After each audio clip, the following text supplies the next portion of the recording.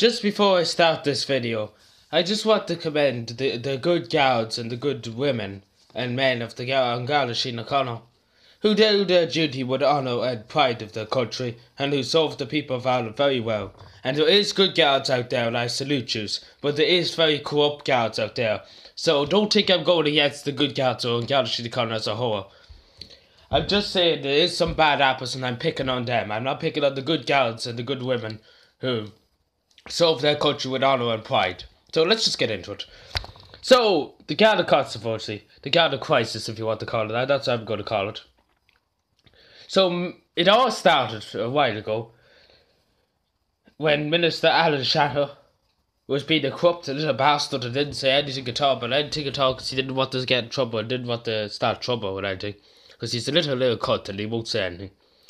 And the same with the Garda Commissioner, Martin Callahan. He was a little cunt too, he wouldn't say anything, And I'm just saying, they were corrupt guards, and some of the superintendents were corrupt too, not reporting things to the Garda High Command. But the two of them were just corrupt little cunts, it's as simple as that. They were corrupt. They just didn't want anybody even say anything against them. And then they retired. They didn't retire without any fucking explanation. They just said, we don't want to deal with this Garda controversy. Because there was whistleblowers in the guards saying about what was happening, corruption, and people reducting penalty points and all that. Which means driver's license points if you get pulled over. And there was things kept off the records from, say there was a TD pulled over, they were kept off the records. They were like, oh, you're grand, we're going to keep it off the records. That's what the commissioners and the sergeant said. And then there was two guards from the Bayonburn division of Cavan. This is what really annoyed me, that spoke out. And the guards started making accusations against one of them, because he was a sergeant, and he spoke out against what the guards were doing. He spoke out, and the whole country heard him say what he had to say. That the guards were being corrupted, didn't let him speak out about what was going on in the guards. Which is true. It is very, very true. Because they made an accusation that he raped children. The Garda made this. The Garda, the superintendents and the Garda commissioner made this up against the good guard who was speaking out for his rights. Made this up and started a huge controversy about that. Because they dig their own hole. It was like, oh, should we drown him? He get fucking kicked around by the media. And then they found out that he never done anything and he was innocent as sin. And they were the ones that was the enemies of the state. So that's what happened. OT picked up on it and there was absolutely fucking outrage over it. And then there was this, when they said they stopped over 1 million cars, nearly over 1 million cars on the roads and checkpoints and started taking out drunk drivers. There was no such thing as that breathalyzer test too.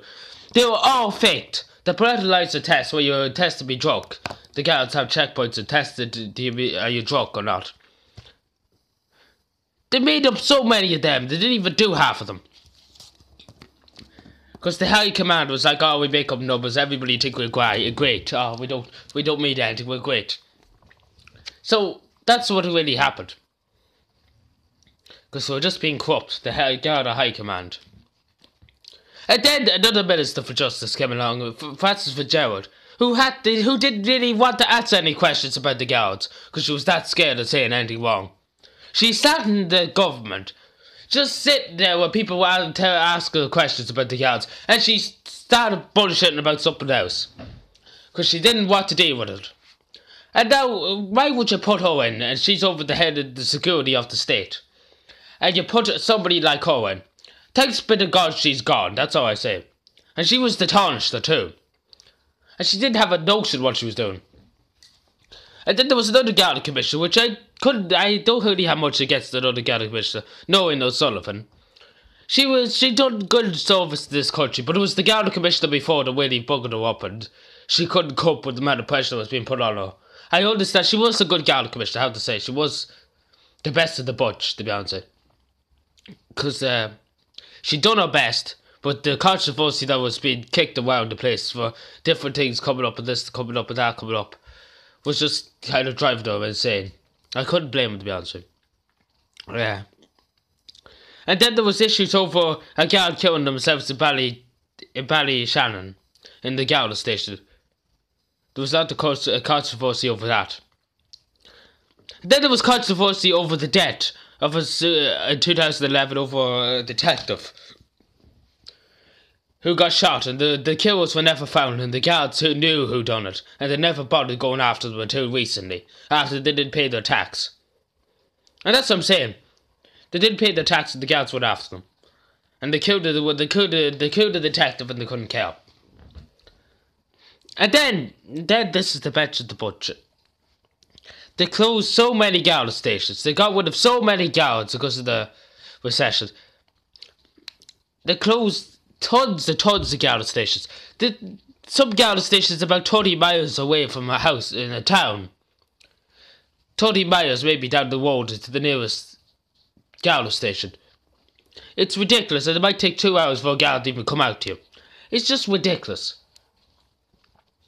The lack of guards in this country is just insane and ridiculous. I mean, there is good guards that do their best. They do as much as they can. I do have loads of respect for you because I see guards every day in this county alone, and I see good guards doing their best. They're not sitting down relaxed. They're doing their best. Every call they get, they're going out to it, and they're doing as much as they can to help as much as they can, which is a very good thing. Them guards are the good guards, but there's bad guards in this system, and they need to be eradicated and put in prison for treason. Because that's what should happen with the Garda Commission. The other Garda Commission before and the Minister for Justice should be put up in high treason for what they done. So yeah, that's me blabbing about the guards. As I said at the beginning of the video, there is loads and loads of good guards, but there is always a bad apple in the department. And the bad apples need to be kicked out. And need to be put in with good apples. There's not poison inside. Thank you for watching, subscribe for more, and bye.